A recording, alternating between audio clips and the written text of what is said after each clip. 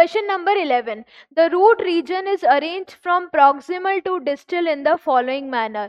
अभी अभी हमने देखा था डायग्राम में सॉइल सरफेस है, सॉइल सरफेस से जस्ट पास वाला रीजन क्या हो जाएगा, प्रॉक्सिमल रीजन होगा, या इसको बेस बोल रहे थे, बेस ऑफ स्टेम से प्रॉक्सिमल रीजन होगा, एंड देन जो दूर वाला पार्ट है वो क्या हो जाएगा, डिस्टल रीजन हो जाएगा. Proximal near the base of stem, ये हो जाएगा स्टेम, ये उसका बेस, ये नोड इंटरनोड्स. तो यहां से रूट निकल रही है, ये वाला रीजन प्रॉक्सिमल और दूर वाला रीजन क्या है, डिस्टल. ये इधर हो जाएगा रूट कैप, अभी हमने डायग्राम भी देखा था. देन रूट कैप के अलावा meristematic zone, zone of elongation, zone of maturation, जिनसे क्या निकल रही है, रूट हेयर्स निकल रहे हैं. तो इस तरीके से ये 4 रीजन है. ये वाला रीजन कौन सा है, zone of maturation, zone of maturation, जहाँ पर सेल्स डिफरेंशिएट होके मैच्योर हो गई हैं और यहाँ की एपिडर्मल सेल से रूट हेयर्स निकलना चालू हो गए हैं.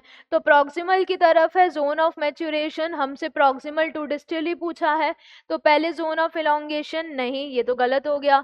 जोन ऑफ सेल डिवीजन नहीं, ये भी गलत हो गया. जोन ऑफ सेल मैच्योरेशन हाँ, फिर आएगा जोन ऑफ इलोंगेशन, यानी ये वाला zone of elongation, and then उसके बाद डिस्टल पार्ट में, डिस्टल की तरफ कौन सा हो जाएगा, जोन ऑफ सेल डिवीजन, यानी zone of meristem, zone of meristem और मेरिस्टेमेटिक एक्टिविटी.